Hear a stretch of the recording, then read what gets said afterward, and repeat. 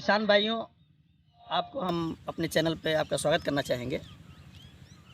मैं पिछले कुछ दिनों से फार्मिंग कर रहा हूँ। इसके पहले मैं मुंबई में नौकरी करता था, लेकिन वहाँ मुझे मज़ा नहीं आता था। अपने इष्ट मित्रों से दूर और परिवार से दूर रह करके पैसा तो मैं कमा लेता था, लेकिन मुझे सेटिस्फैक्शन नहीं मिलता था। तो मैंने किसी बिजनेस के बारे में सोचना शुरू किया। तो मुझे एक आइडिया आया, क्यों न खेती को ही बिजनेस के रूप में अपनाया जाए। तो मैं गांव में आया तो शुरू में 1-2 वर्षों तक तो मैंने अपनी पारंपरिक खेती गेहूं और धान की, लेकिन उसमें कोई ख़ास बचत नहीं आया। तो मैंने सोचा कि कुछ अलग करना चाहिए। अलग करने के लिए मैंने मार्केट में देखा कि इस चीज़ में मुझे कुछ पैसे बच सकते हैं। तो अगर हम फल का उत्पादन करें और सब्जियों को उत्पादन करें तो अच्छा पैसा बच सकता है, ऐसा मेरा विचार आया। लेकिन मुझे आइडिया नहीं था कि 1 एकड़ में हम कितना उत्पादन ले सकते हैं। तो इसके लिए मैं उद्यान विभाग में और अगल बगल के किसानों से जो सब्जियों की खेती पहले से करते आ रहे हैं उनसे मिला, तो मुझे कुछ आइडिया हुआ। तो मैंने सोचा कि ये लोग जितना उत्पादन करते हैं मैं उससे अधिक उत्पादन करके आपको दिखाऊंगा। तो ये मन में विचार करके मैं सब्जियों की खेती करना शुरू किया। तो मैं पहले साल छोटे क्षेत्रफल में खेती किया था। उसके बाद मैंने अपना रकबा बढ़ाया। मेरे पास 6 एकड़ ज़मीन है, तो मैंने पूरे खेत में जो है ये सब्जियों की खेती करना शुरू कर दिया। तो आज मैं आप लोगों को बोड़ा की खेती के विषय में बताऊंगा। मित्रों, यदि आप खेती को नुकसान का बिजनेस समझते हैं तो उसको छोड़िए, दिमाग को बदलिए अपने, और आइए मैं आपको ले चलता हूं। आपको दिखाऊंगा कि अच्छी नौकरी करने वाले भी आपके बराबर नहीं पहुंच सकते हैं यदि आपके पास थोड़ा खेत है। तो पहली चीज़ तो ये करना चाहिए, मैं थोड़ा आपको बता दे रहा हूं फसल सुरक्षा के बारे में। अगर आपके खेत के चारों तरफ अगर आप बाड़ लगा देंगे तो आपको खेत की सुरक्षा करने में आपको आसानी होगी। मैंने जो है चारों तरफ अपने, दिखाइएगा ज़रा, बांस लगाया है। बांस के लगभग 6.5 फीट का, नज़दीक दिखाइए, 6.5 फीट का बांस लगाया है।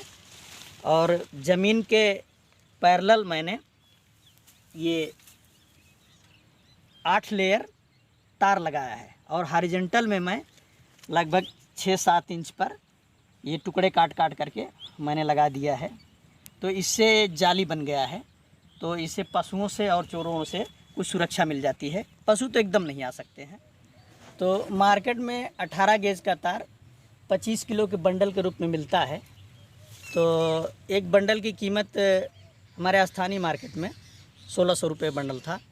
तो 1 एकड़ का अगर आप बाउंड्री लगाएंगे तो 6.5 फीट के आपको लगभग 90 से 100 टुकड़े लगेंगे, और ये तार का 3 बंडल लगेगा, यानी 75 किलो लगेगा।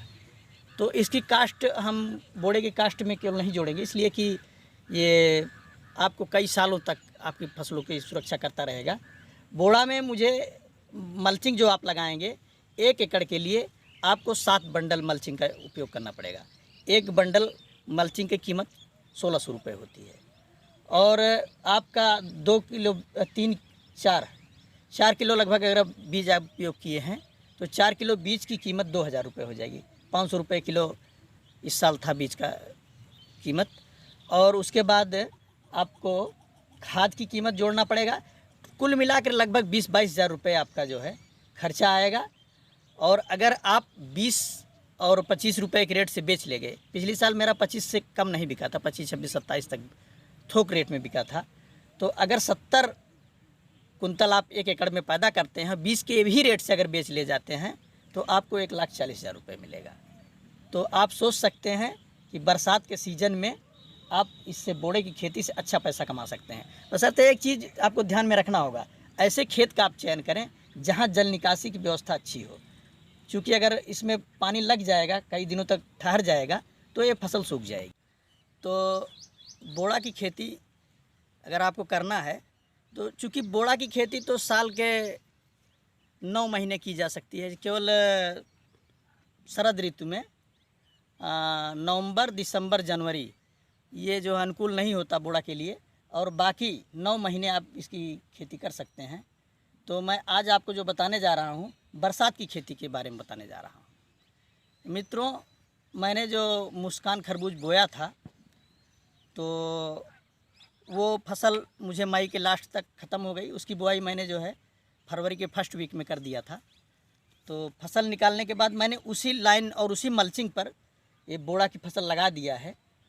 लेकिन यदि आप नए सिरे से इसकी खेती करना चाहते हैं तो मैं आपको बता दूं, अच्छे से मई के महीने में बरसात वाली बोड़े की खेती के बारे में आपको बता रहा हूं।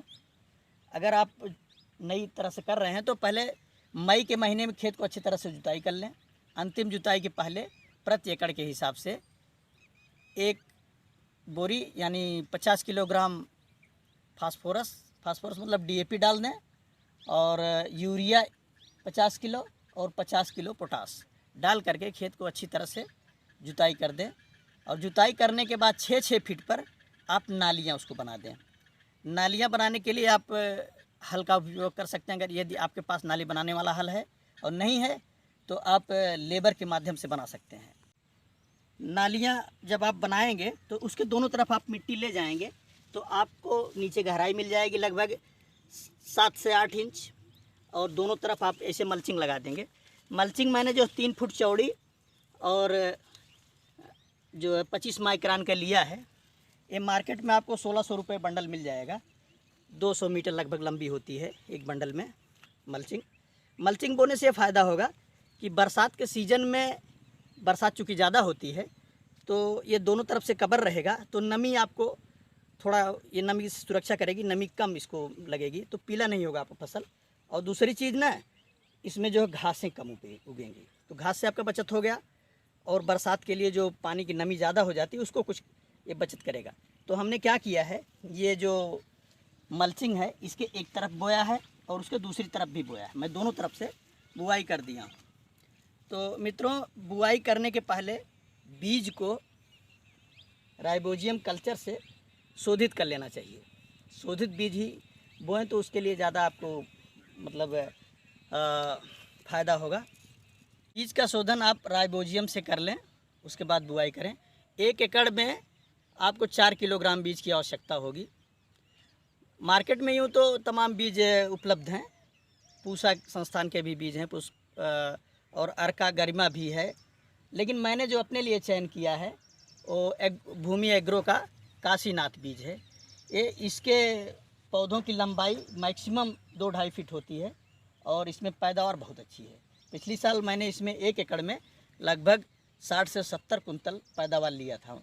मई के लास्ट में मैंने बुआई किया था और अक्टूबर के अंत में इसको मैंने फसल को जो है ख़त्म किया था। तो उस बीच में 1 एकड़ से औसतन मुझे 60 से 70 कुंतल जो है फल मिल गया था। अब मित्रों, मैं चर्चा करूंगा इसमें रोग के बारे में। तो इसमें पत्तियों में काला धब्बा, पीला धब्बा आ जाता है कभी कभी। इसके लिए मैंकोजेब और कार्बेंडाजिम 2 ग्राम प्रति लीटर के हिसाब से छिड़काव करने से नियंत्रित हो जाता है। उसके बाद एक इसमें माहू लगता है और इसमें चींटे लग जाते हैं।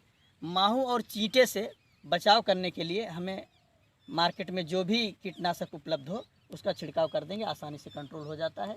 उसके अतिरिक्त कभी कभी झुलसा रोग लग जाता है, तो झुलसा रोग से नियंत्रित करने के लिए 5 ग्राम प्रति 10 लीटर के हिसाब से स्टेप्टोसाइक्लिन का छिड़काव करने से वो भी नियंत्रित हो जाता है।